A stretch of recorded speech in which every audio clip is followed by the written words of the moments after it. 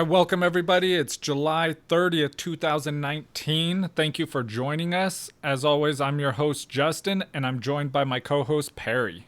What's up, guys? And welcome to Clock Management.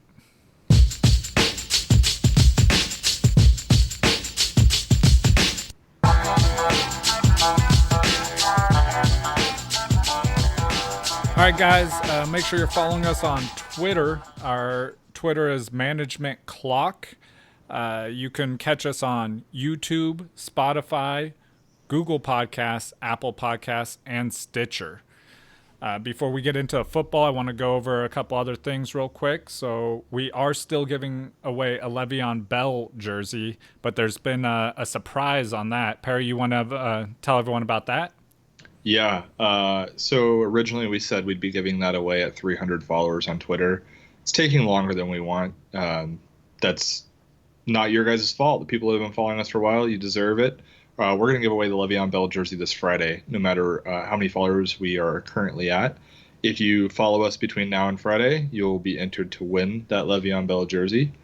And then when we hit 300 followers, we will be giving away another Le'Veon Bell signed jersey. Special little trick with that. If you follow us on Twitter, you'll be entered to win once. If you follow us also on YouTube or subscribe to us on YouTube, you'll be entered a second time. So if you want to double your chance of winning a signed Le'Veon Bell jersey after 300 Twitter followers, subscribe to us on YouTube, follow us on Twitter, and you'll be entered twice. So make sure you guys catch us on there. We really appreciate you guys following us, so we want to get that out to you guys. And now you got a chance to get a second one as well. So yeah, you're welcome. Something else I wanted to do really quick before we get started. Justin and I have been learning how to do podcasts while we're doing the podcast. We found out that it's a lot of work and we need help. So we actually brought on a friend to be a producer for us. His name is Sean. He does a lot of our recording, which just helps us out. And so I just want to give a big shout out to Sean and say thank you. And then if you heard our intro song just now, our buddy Darian actually made that intro song for us. That I think it's way better than the one I made. So thanks, Darian. Yeah, thank both of you guys. We really appreciate it. And also, side note, it's Sean's anniversary today. So happy anniversary, Sean. Happy anniversary, Sean. And now I will be recording this show because of Sean doing his anniversary thing. So if there's any mess ups, you guys got to blame Sean. Yeah. It'd be better if he was here. God. All right. Let's move into some news, Perry. Yeah. Okay. So a few news pieces to talk about. Obviously, we did our news show Friday, but that was a whole weekend and a day ago. So things are popping. Every few hours it's training camp. So a couple of things here. Andrew Luck is going to miss the first preseason game. I think that's not really a big surprise to me. I see no reason in them risking him. He knows how to throw a football. He doesn't need to be in the preseason games. Do you feel the same way? Yeah, I'm not worried about Andrew Luck missing the first, he's probably not going to play in those games even if he's healthy. Yeah, I mean, there's just no point to risk it. Couple other things. AJ Green, big news here. He's going to miss a few games. That's regular season games. They're saying 6 to 8 weeks from Friday, I guess. So personally, I think we shouldn't expect him back. Week 3 at the earliest. Week 5 maybe is kind of where I'm thinking. Yeah, that's what I was thinking. I was thinking probably 2 to 4 weeks of him gone. Yeah.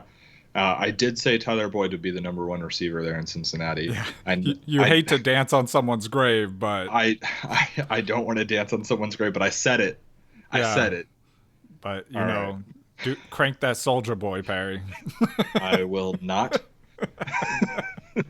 Tyreek Hill. Finally, news that is football related with Tyreek Hill. Just a bruised quad. No big deal. I'm sure that they'll just get the training staff in there, and he'll be just fine. So you can relax and know he's your boy. The man, the myth, the magic, Ryan Fitzpatrick. I said it on Friday. He is leading the way in the QB competition in Miami. Love him. I love Ryan Fitzpatrick. How excited are you about Ryan Fitzpatrick? Not at all. I do not love him as much as you. I I feel I like I, I feel I like love his beard. no. I love his beard. I love his demeanor, and I do love how he airs out the ball. But I still don't know if he's going to be the starter week 1. Let's be clear. I'm not drafting him, but my goodness, is he fun to watch when he's doing his thing. Absolutely. Okay, yeah, I'm excited to watch him play. Okay, you want him to do well. Oh Everybody. yeah, Okay, you want him to throw for 400 yards and 5 touchdowns 3 weeks in a row because then that's all anybody will talk about, and he's going to get lots of news press conferences, and those are going to be hilarious. So that's what we want. Next piece of news, a big piece. Derrick Henry is in a walking boot. Not good news for those Derrick Henry truthers. Strained yeah. calf muscle. It sounds very similar to the injury that Kevin Durant had before he came back and then tore his Achilles. So it's nothing to mess with. I think the Titans are going to want to take it very easy on Derrick Henry. I wouldn't expect him to play in the first 2, maybe even 3 preseason games. He might play in that third one. A lot of the guys do, but I wouldn't risk it with him. Yeah, of all the boots that you could want to see your player wearing, that's not the most preferred one, you know. Yeah, work boots, sure. Cowboy boots, I'm Even cool with combat that. boots. Combat boots, rain boots, Yeah. but a walking boot. I mean, I can walk without boots, and apparently he can't. So So you're trying to say you're a better running back than Derrick Henry. You heard it I, here first. I think I might be. I don't know, man. I don't need a boot to walk. All right.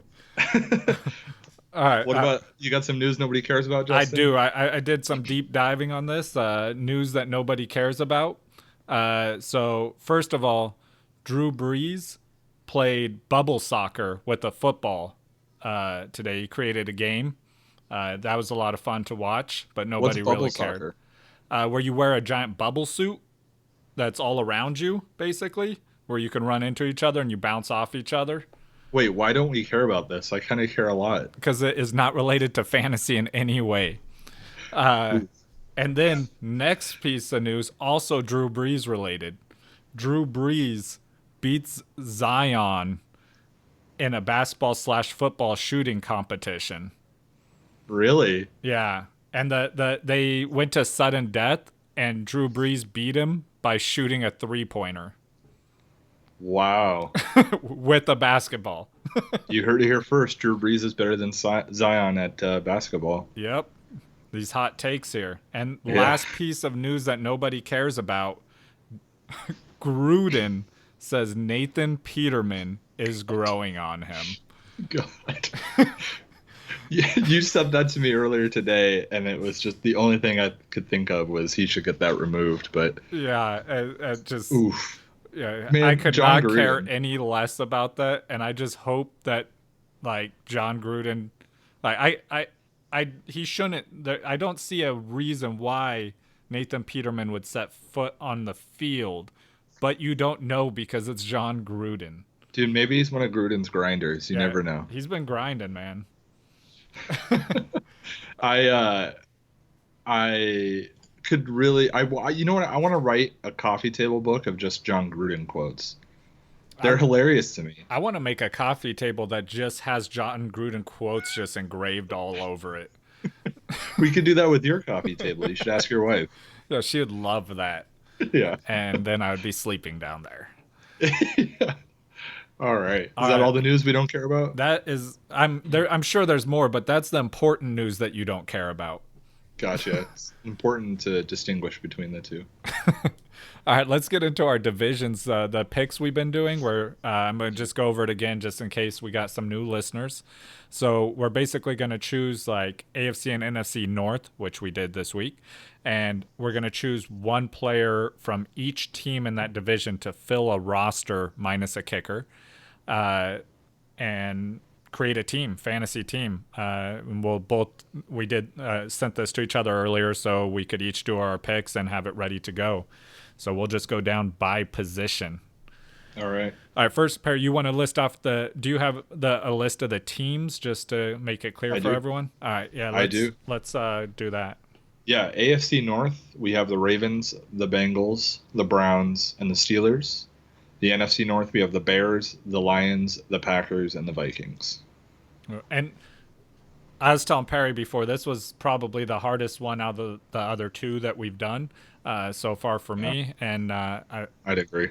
Yeah. I haven't really looked into the Western one yet, but I have a feeling that's going to be equally as hard Yeah. for different This one was tough. reasons. I just set a strategy and went with that and decided that's what I was going to do. So, Yeah, I listed down the players I cared about at each position and what team they were on, and then I just mhm. kind of eliminated it from there, which did help. Like, for example, there was a player who he was the only player on his team I cared about, Mhm. and so he was just a lock for me. Uh, all right, but yeah, let's start off. Right, who you got at quarterback? I took Kirk Cousins at quarterback. Oh, see, that was That's like, I contemplated that for a while, and yeah. I feel like this I didn't go with him, and I got this one I feel like is going to upset some people because because of who it eliminates from my team. I went with Baker Mayfield. Oh, cool. Yeah. Yeah, yeah, I uh, think I think Baker will probably have a better year than Cousins, but I yeah. I think I It's guess more the other players that you're missing out on at that point. that and I struggle with doing these little practices because I start looking at value and I because I'm obsessed with like finding the Yeah, right the value when ADPs. drafting. Yeah, Yeah. And Kirk Cousins is like incredible value this year. yeah, for So sure. yeah. So Uh, obviously that means you missed out on Thielen. I missed out on Thielen or and Diggs. yeah, yeah, that's true. Thielen, Diggs, and Cook, and I missed out on Odell Beckham Yeah. and And Landry. but I mean, I mean, yeah. Did I? Did yeah. I? Did you? Okay. Uh, Let's so go for to the running backs. yeah, for running backs, I went with my first running back is Joe Mixon from the Bengals. Oh, nice. I chose Joe Mixon as well. Cool. And then my second running back was on Johnson. Mine too. I thought we might do that. Okay, I nice. thought we might do that. I Yeah, did consider some other ones though. So dude. As soon as Theo Riddick went down, which I guess we should have probably covered in the news. yeah, that Is Theo Riddick's hurt. Theo Riddick's out. yeah. Uh, Carry on on Johnson's Johnson. amazing. Yeah, all eyes on him right now. I believe they cut Theo Riddick. Did they cut him? Yeah, yeah, he was cut from the team, Oof. right? Well, now his feelings are injured, so I wasn't wrong. And he'll probably be signing to Philly soon. They only have 8 running backs currently, so Right. It is where the running backs go to die. uh, Uh, wide receivers. Go ahead. I got Juju. I also took Juju. Okay, and I think we agree on this one. I got Adams. Yeah, of course. Yeah, okay, yeah, that's. I wasn't sure at the beginning when I was looking at quarterback. I'm like, man, do I take Rodgers here? But if I take Rodgers, I'm missing out on Adams. I'm like, I can't do Yeah. that. Quarterback value. Yeah, quarterback value. All right, who's your flex? So, OBJ is my flex. Oh, okay. My flex is Yeah. Dalvin Cook. So See, that's where we differed at right there is that quarterback position so we could get that flex. yeah, I've talked to you a lot. I really wish that I could go receiver in the draft this year. It would have to fall perfectly, but if I were to land OBJ, Juju, and Devontae Adams because I did that, Yeah, and these running backs cool. holding out isn't going to help you with that. No, it's not. Yeah, I don't think I'll be going receiver. But, and then I took the Ravens defense. I'm assuming you did as well. I did, and so I'm assuming we both have the same tight end. Yeah, Trey Boo Boo. Burton. Yep. Yeah, Yeah, so that was the one I was talking about where I'm like, I looked at the whole Bears team. I'm like, I only want Burton from this group yeah. I mean, for this if exercise. if I'm picking one player, I guess it's Burton. I expect he finished as number 7 tight end last year. Yeah, and right now his ADP is at 12, but that completely outside or 12 tight end off the board. Yeah. So yeah, outside of this exercise, and yeah, I'm sure we'll talk more about that later. Yeah, for sure. Okay. All right, so let's. Oh yeah, I forgot what the actual show was about today for a second, Perry. I just got excited when I looked over at my notes. Yeah. Do you want me to go over it real quick? Yeah, you go ahead and explain it for everyone. Okay. So for quarterbacks and tight ends, Justin and I selected a few players, not necessarily in any order or with any ADP um, thought about. We just picked players that we wanted to talk about, whether we liked them, whether we didn't like them, whether they would be drafting too high or being drafted too low. I wanted to do something different this time. So what I did was I sent Justin three combinations of wide receivers. So two wide receivers draft around the same ADP, and his task was to pick which one he would draft and tell me why. And then he did the same thing for me. So uh, we'll be talking about six receivers each day, 12 total, and we'll be giving you a bottom line on who we'd be drafting between two players around similar ADPs. Yeah, so and obviously I did the same for Perry. So Yeah. let's do you. Yeah, you go first, Perry. Who was the first two I sent you? So I did them in ADP order. Okay, that's So fine. Yeah. yeah, so the first two that I want to talk about were Adam Thielen and Stephon Diggs, teammates. There's kind of a theme there coming from Justin, which made it kind of tough. But it was I wrote a lot on all these guys, so I got really into it. So basically, I'll start with Adam Thielen. He had an explosive start to the season last year. In the first 8 games, he was the number one overall wide receiver, topping 100 yards in every game for those first 8 games. He also had 6 touchdowns in those first 8 games. So I think we were looking at like an incredible year. We all thought he was about to blow up. But then for the remaining 8 games, he only had one game over 100 yards and he only had 3 touchdowns. And he finished as the wide receiver 7. It was pretty wild, I guess, Yeah. watching that happen. I know that there was a huge play calling change that happened mid season there, which may have contributed to that. His targets went way down when that happened. So I guess we could kind of equate some of it to that, but it's hard to explain why all of a sudden he was just so his production just fell apart. Um, so, anyways, I kind of foresee that play calling to continue into 2019. They want to run the ball with Dalvin Cook. They should. Dalvin Cook's a great runner. Dalvin Cook can catch the ball, which brings me to my next point: is they have quite a few mouths to feed there with Stephon Diggs, who I'll talk about in a moment, Dalvin Cook, who I just spoke about, and I know Kyle Rudolph is kind of a joke or a meme in the fantasy world right now, but the fact is he's a very good NFL tight end. He is not good for fantasy. He'll be a top 12 tight end this year, just like he was last year, but you don't want to own him. I promise I owned him last year. Um, let's see. Right now, Adam Thielen's being taken as the 13th wide receiver off the board, directly ahead of Stephon Diggs. He's also ahead of Brandon Cooks, Robert Woods, who I'll be talking about in a moment. And I think it's a great place for him to be picked, personally, as the 13th wide receiver. Um, Bottom line, I think he's going to have another productive season. He's on a good team. Picking good players on good teams is safe. It feels good. The chance of you getting good production is very high. I don't think we're going to see the extremes that we saw last year, both high and low. I think we're going to see kind of an average or just above an average between the two. I have him pegged out for about 1,250 yards and 8 touchdowns. If I got him as my number 2 receiver, I would be very happy.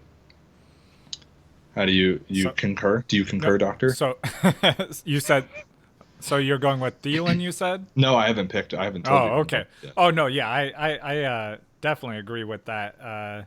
And I've been noticing that in drafts, or just the ADP of them, Thielen Hmm. has I say pull away a little bit in ADP wise. Just It's slightly yeah, ahead. I think there's one person in between them now, maybe two. Yeah, But it's like they used to be back to back a couple weeks ago. yeah. For Diggs, I think Stephon Diggs. I wrote about this. I think he was put way up on a pedestal early on in his career.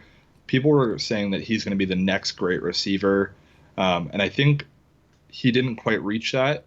and it's a really high spot to fall from. I think that fall has kind of put a weird taste in people's mouth when it comes to Stephon Diggs. He had a great season last year. He had 149 targets, which is crazy considering it was his first season with Kirk Cousins. He had 102 receptions, so over 100 receptions. He had 1,021 yards and 9 touchdowns. I think if we got exactly that again this year, we'd be very happy. I think we're going to get better, though. I think we're going to close in on 150 targets again with Kirk Cousins. I think this could be the year that he hits his first double-digit touchdowns, and I think he'll also probably be right around 1,200 yards. So if you remember, that's kind of what I predicted for Adam Thielen. I think these guys are going to fall right around that same area. I think they're going to have two 11 to 1,200 yard receivers, around 8 to 10 touchdowns each, which is pretty amazing. Yeah. So I would personally, in a draft, I would take the one that fell further. So if Adam Thielen goes first, then I'm going to take Stephon Diggs. Basically, I'm not taking one of them first. Would be my goal. Absolutely. Because I want the value. If I don't have to spend a pick on Adam Thielen and I get Stephon Diggs, 4 picks later, cool. That's cool with me. I'm going to take the second one. But I don't think that's what you wanted from me, Justin. So yeah. If they're both on the board and it's your pick and they're not coming back to you. Yeah. So I'm taking Diggs. Okay. Flat out. I'm taking Stephon Diggs. He's going later. I think he's safer. I think he's had a better trajectory throughout his career. He's improved every single season that he's played in the NFL. I think he's going to improve again this season. I don't think we're going to. I think that Thielen too is kind of like, I think the reason why he's going ahead of Diggs is kind of that hype that Diggs used to have. And not that Thielen's bad. I'm just saying that's the reason why he's going just above him. Like you said, they're similar players stats wise, and I expect them to do similar. But if I had to take a shot on one of them, I agree. I'm going with Diggs. Yeah, I mainly it was those last 8 games from Adam Thielen. That's the most recent thing that happened. Like, just to put it in perspective, in those last 8 games, he barely beat Sterling Shepard. So I think like let's not use any derogatory language like that, Perry. I know it's rude. If Adam Thielen ever listens to this, I'm sorry, but you did it. It wasn't me, man. I just don't feel safe picking Adam Thielen ahead of Stephon Diggs. If Adam Thielen fell to me, great. I think I'd be okay with that. I want him as my number 2. I don't want him as my number 1 receiver. But if I had Stephon as my number 1, I feel like I'd feel safer if I went maybe running back. So there you go, Stephon Diggs over Adam Thielen. All right, I like it. So I started to do my write-up the same way that you did yours on my guys, with one receiver and then the other. And then after I did my first 2, I decided to change how I was doing this. And so I went back into it, and I just kind of did I put both of them on there. So I did my first 2 receivers I'm going to go over is I'm not doing mine in the ADP order like you did. I'm doing mine in the easiest one for me to choose down to the hardest one. Okay. So the first one I did was Keenan Allen versus Amari Cooper. And the reason why, so how I did it was I got Keenan Allen versus Amari Cooper, and I'm just going to go through what I like about them versus what I don't like about them, all at once instead of breaking it down by receiver. So with Amari Cooper, he's super inconsistent. There's games where he's going to win you that week, and then there's games where he's going to lose you that week. So I don't like that with players unless your name's Tyreek Hill. So I decided. So I don't really like Amari Cooper for that reason. He could vanish. He's on a new team, obviously, but he's done this before. These stats he put up with Dallas, he's done this with Oakland before too, and then he's vanished. So that's a scary thought. That could happen next year, and for where he's being drafted, You can't afford for that to happen. Where's he being drafted? Do you know? So they're wide receiver 11 and 12. That's right. Okay. Yeah, so he would be possibly your wide receiver 1 or 2 depending on, where you're Sure. picking, how you're picking. But Would you be happy with him as a 2? no. Really? No, yeah. I'm not picking him. He someone else will have him on their team. So he did see, like I said, he had some great games, and I do like Dak more than Carr. So I'm not saying that I think he's gonna be as bad as he did for Oakland. I think he'll do better than that. I'm just afraid that he could still disappear. And then like oh, sorry, I was reading my notes, made me laugh. There's a good chance that like in the middle of the game, he could be part of the play, but still standing on the sideline drinking Gatorade.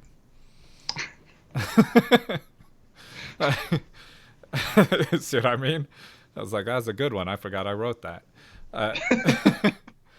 And then like out of the Chargers, I expect the same offense that they put up last year. Dallas, I'm not as positive on about them putting out the exact same offense they rolled out with last year.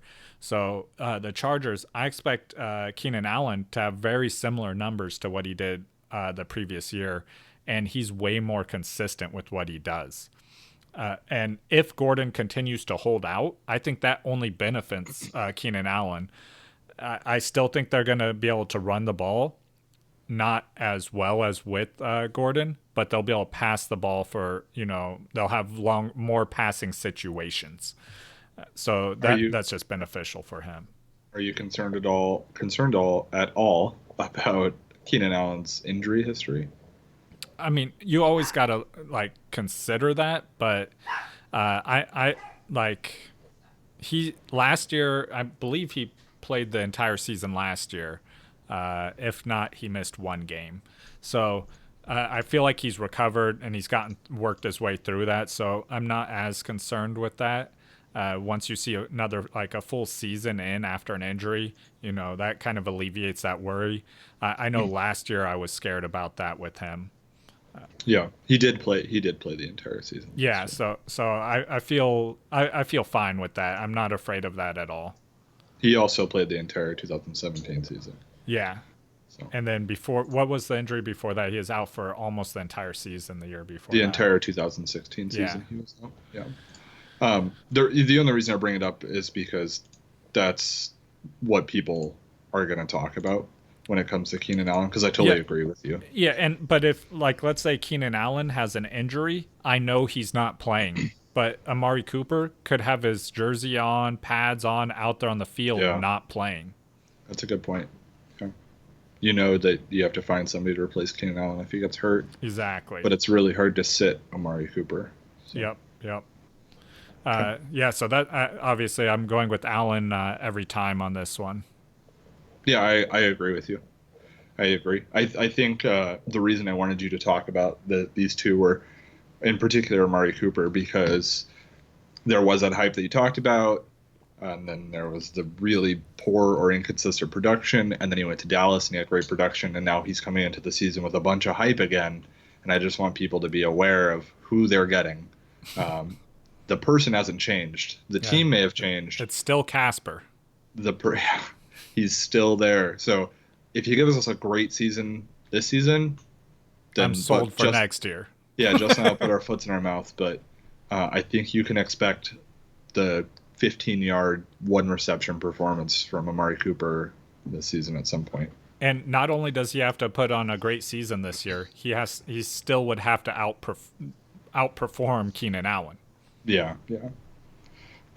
Okay, cool. So moving on to my second pair of wide receivers, another pair of teammates, which made this really hard, by the way, Justin. You're welcome. The teammates. I hated the teammate thing because one affects the other so greatly that it was really hard to talk about one and not talk about the other. But that's Brandon Cooks and Robert Woods. So, Justin, Brandon Cooks is a boomer bust player, right? Brandon Cooks? Yeah. Yeah. Well, Well, historically that yeah, may be true, but yes, not last season. yeah. He's known as one because, Yeah, and I think that's more just because he's an explosive player, yeah. and so he has a lot of breakaway plays. But yeah, on the Rams last year, that wasn't the case for him. He was one of the most consistent wide receivers in football last year, finishing as a wide receiver 2 or better 53.3% of the time, which ranked 14th amongst wide receivers in 2018. Uh, so he's being taken as a number 15 receiver. I think that's perfect. Like he's exactly where he should be. His first season in LA was really eye opening for fantasy owners, or at least it should have been. I don't think we can call him a one trick pony, a boom bust, deep threat only, whatever you want to categorize it. I don't think we can do that anymore. He has become, yes, he can take the top off of defense, but he's also a really good possession receiver. Trust me, I owned him last year. I watched every game, and he was cutting across the middle, picking up first downs, and I loved every bit of it. Did not win me a championship, but that's not his fault. It's Todd Gurley's fault. Uh, um, Todd Gurley. So the only downside to Brandon Cooks is that he only scored 5 touchdowns last season.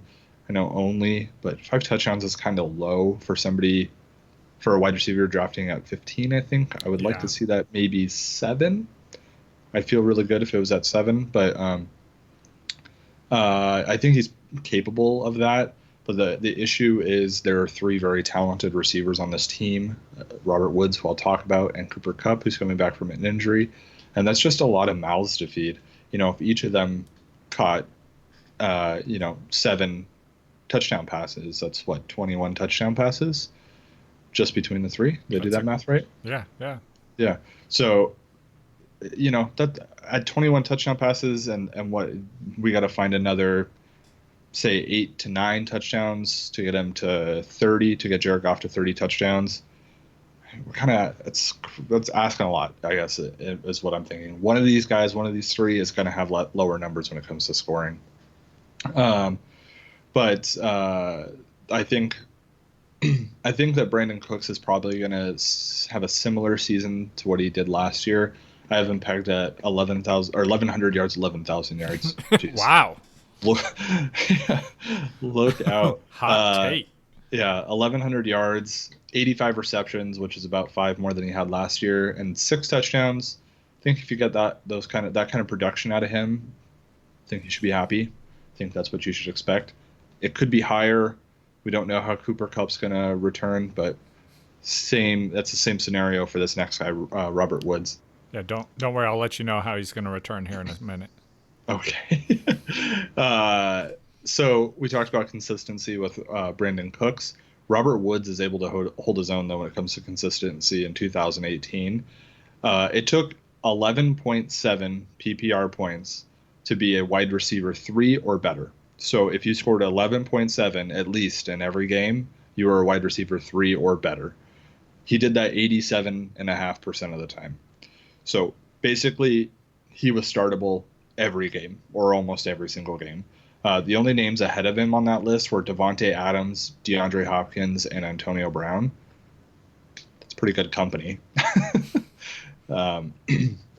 I've heard some talk about Robert Woods being a possible top 10 receiver this season. I don't know where people are getting their information, but that's not going to happen. I guess it could happen, but it's my job to tell you the likelihood of things happening, and the likelihood of that happening is very low. If you draft him with the hopes that he's going to be a top 10 receiver, you're going to be disappointed. I think where he finished last year is about where he's going to finish again, just like with Brandon Cooks.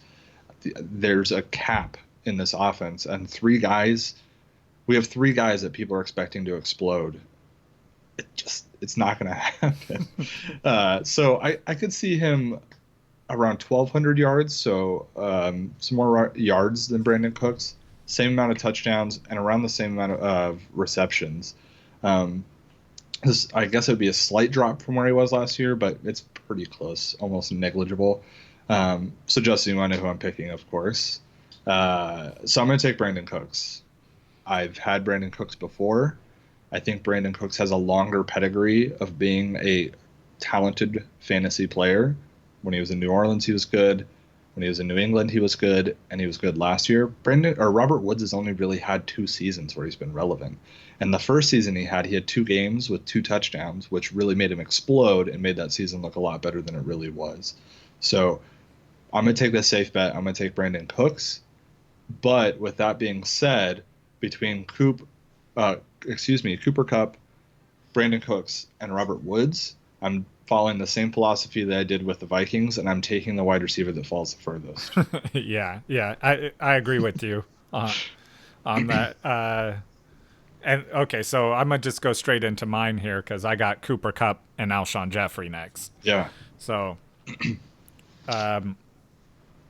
this one, man, I went into some detail on this. I removed a bunch of it because, yeah, I had feelings boiling up within me while I was doing this. I'm long-winded enough for the both of us, man.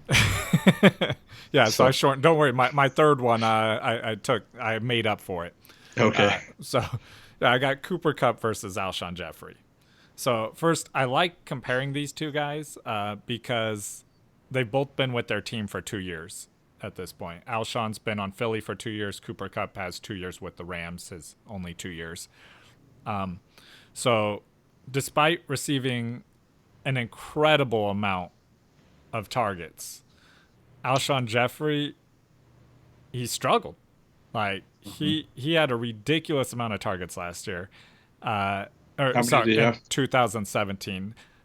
So I had the number up here because I did some calculations here. But this is the point. He caught less than half of them, under 50%. I'm going to talk about a guy that has a similar thing going on. Yeah, so that's really bad. That's really bad. Yeah, that same year, Cooper Kupp was at 65%. So that's the difference there in the splits between them. Cooper Kupp had a lot less targets. Yeah. But he outperformed Jeffrey because of that. This is in 2017? Yeah. Yeah. Yeah, and then so he had 120 targets and he only caught 57 of them. Yeah, that's not good. That's terrible. Yeah. On a scale of good to not good, that's not good. Yeah, I wonder what John Gruden would say about him. He'd love him. He's a grinder. He's out there grinding. He would say, get Nathan Peterman out there throwing him the ball and you'll see an increase. Yeah. Yeah, so that 6'5", same year. So in 2018, though, Alshon rebounded a little bit. He made it up to 70% of his targets for catches.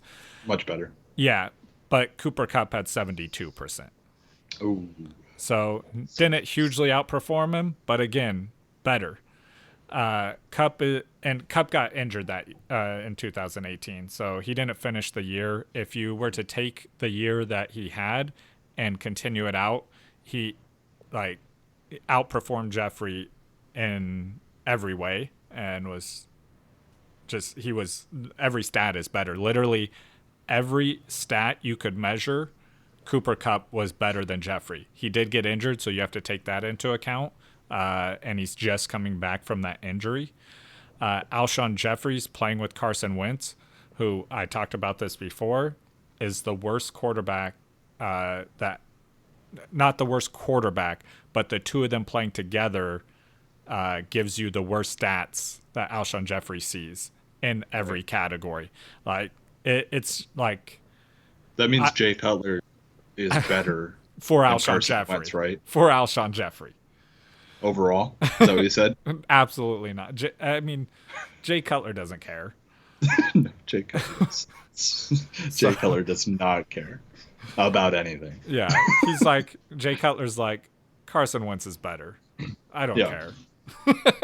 Jay Cutler's also like, I got paid millions of dollars to go play 1 year in Miami, and nobody cared if I won or lost. So right. But yeah, so it's like, that just seals the deal that for me that he's playing with this quarterback who they just do not mesh well. So between these two guys, I'm probably not taking either one of them. But if I have to choose between the two of them, I'm taking Cooper Kupp. Okay. And like I said, I started Kupp. I had like probably a full paragraph on his stats. And then I'm like, why am I going this deep into it when I already know Alshon Jeffrey's stats? Like, I know which guy I'm picking here. So I think this might be the first one that we disagree on. I would take Alshon. I oh man, I used to love Alshon, and when I know. Alshon is playing with any other quarterback, like I like him a lot more too. It's not like I hate Alshon Jeffrey. I just don't want him playing in that offense. I just see for me, it's Cooper Cup is playing with two other guys that are going to take a lot of targets, and he's coming off that huge injury. And for Yeah, I really believe that player it takes almost a full year for a player to get really back to speed, and the chance of a re-injury I feel is very high with him. So I would take Alshon. I kind of agree with you that I wouldn't take either, but I would pick Alshon I think over Cooper Cup just because of the injury. yeah. I mean, if I got to choose between these two guys, I'm taking Cooks. Yeah, yeah, me too. Also, they're the wide receiver 22 and 23 off the board. Yeah, I did just their ranking in wide receivers instead of ADPs because that's just the way I was sorting the players when I was looking through them. yeah. Um, okay, so here's my last pairing. I think Justin tried to test me a little bit here. Uh, tried to test my Denver fandom versus my fantasy football brain. Uh, yeah, fantasy football won for sure. So this is Cortland Sutton versus Christian Kirk, and maybe I already just gave away who I'm taking, but I'll go over it all anyway because you guys know I like to talk. So Cortland Sutton has his rookie season last year. He had a very good rookie season. As a Denver fan, I'm very excited about Cortland Sutton's season last year and his future in Denver. He had 704 yards and 4 touchdowns on a terrible Denver offense. Okay, that's great. But he only had 42 receptions on 84 targets. So if you're not quick with math, that's 50%. We just talked about that. It's exactly 50%. That's pretty bad. Now, he had Case Keenum throwing him the ball. Who knows how catchable some of those balls were, but But now he's got nevertheless, Joe Flacco. now he's got Joe Flacco, and I want to talk about Joe Flacco a little bit with Cortland Sutton. Now, I'm picking Christian Kirk, but I want to talk about Cortland Sutton. Joe Flacco is not the quarterback you want throwing to your number one receiver. I know that Joe Flacco has won a Super Bowl, and we have to give him that respect, but Super Bowls do not win championships in fantasy football. Just look at Tom Brady last year. Didn't want to own Tom Brady last year, won another Super Bowl. Some of the best wide receivers that Baltimore's ever had, Justin. I'll read a few of them off to you. Steve Smith. Do you like Steve Smith? I love Steve Smith. I know you do. Anquan Bolden. Yeah, I love Yeah, Bolden. Torrey Smith. Yes. Yeah. I mean, Okay. Torrey Smith, not as much, but I kind of got it as Yeah. a 49er fan, especially. Yeah, I know. So obviously, those are three guys that we hold in high esteem when it comes to wide receiver position. They've at least had very productive careers, if not amazing careers, in Steve Smith and even Anquan Bolden. Steve Smith, his best year with Joe Flacco was 79 receptions, 1,065 yards, and 6 touchdowns. It's pretty good. Are we saying Cortland Sutton is as good as Steve Smith? Probably not. I don't think that's fair to even make that comparison with him yet. But that's Steve Smith, a Hall of Fame wide receiver's best season with Joe Flacco. Anquan Bolden, his best season, 887 yards, 64 receptions, and 7 touchdowns. I think if we got that out of Cortland Sutton this coming year, we'd be very excited. I just don't know if we're going to. And then Torrey Smith, he had one season with 1,128 yards, and then he had a separate season with 11 touchdowns. I think those are both outliers, and they did not happen in the same season. But it was one of the only 1,000-yard receiving seasons from wide receiver that Joe Flacco ever threw. So bottom line, I don't think Cortland Sutton's going to hit the numbers of a Steve Smith or an Anquan Bolden just yet. Yeah. I think what we're looking at with Cortland Sutton is possibly around 800 yards, maybe 4 touchdowns, maybe around 60 receptions. I don't know. I mean, I'm not starting that. I guess if I was drafting for depth, maybe. But I think Christian Kirk is. You can make the argument for depth with Christian Kirk. So Larry Fitzgerald has been the guy in Arizona forever. It feels like nobody's even been able to touch him as the go-to guy, no matter how old he gets. But I think this could be the first season where a player comes in and could take Larry Fitzgerald's place as the go-to guy in the receiving corps. Put on your sunglasses because the eclipse is coming. Yeah. I don't mean any disrespect to Larry Fitzgerald. He's had one of the greatest careers a wide receiver could ever have. But the eclipse is coming. It's got to happen, right? Yep. And Christian Kirk is like the first guy that anybody's been willing to say this could happen. It could be him. Last season, he only played 12 games. He had 590 yards and 3 touchdowns with 68 targets on a really, really bad team.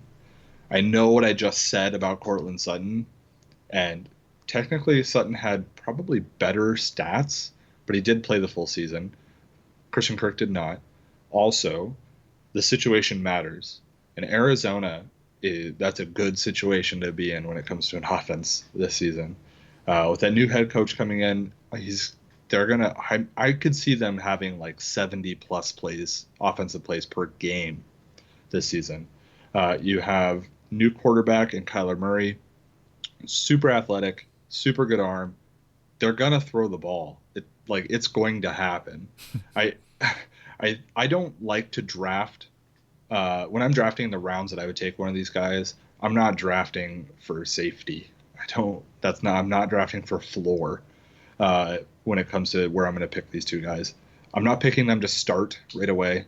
So I'm drafting for ceiling. I'm drafting for boom, and I'm drafting for some depth. Christian Kirk could explode this season. I think that we're looking at a floor of about 800 yards and 5 touchdowns, which would be, in my mind, a disappointing season for him, and a ceiling of 1,100, maybe 1,200 yards and 8 touchdowns. And that's as the 36th receiver off the board. I'm taking Christian Kirk. You didn't really get me on this one, Justin. I agree with you. And they're back to back in the rankings too.